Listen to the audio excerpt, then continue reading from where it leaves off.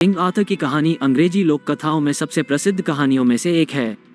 ये कैमेलॉट की प्रसिद्ध भूमि पर स्थापित है और राजा आर्थर के जीवन और साहसिक कार्यों का अनुसरण करता है, जो ब्रिटेन के महान राजा बने। यहाँ कहानी का सारांश दिया गया है। किंवदंती के अनुसार राजा आर्थर राजा उथर पेनड्रैगन और कॉर्नवाल के ड्यूक गोरलोइस की पत्नी इग्वेन के पुत्र थे।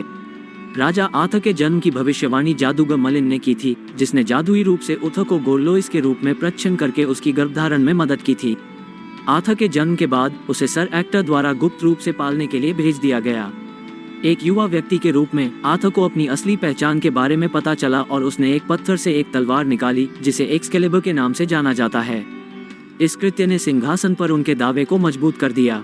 मलिन द्वारा निर्देशित आर्थर ने कैमेलॉट में अपना राज्य स्थापित किया और knights of the round table का गठन किया, जो शूरवीरता और न्याय को बनाए रखने की शपथ लेने वाले महान शूरवीरों का एक समूह था।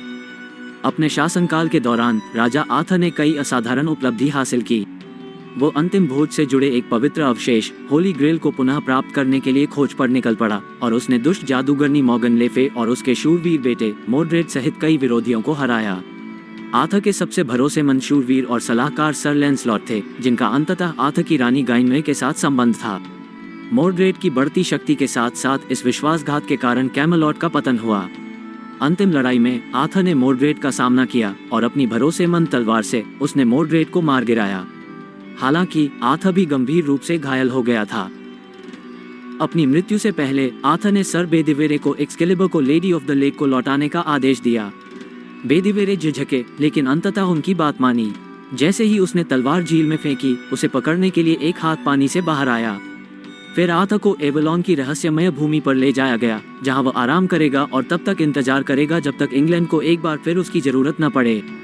राजा आर्थर की कहानी समय की कसौटी पर खरी उतरी है और आज भी दर्शकों को मंत्रमुग्ध कर रही है। यह एक महान राजा के सम्मान, बहादुरी, प्रेम और उत्थान और पतन की कहानी है।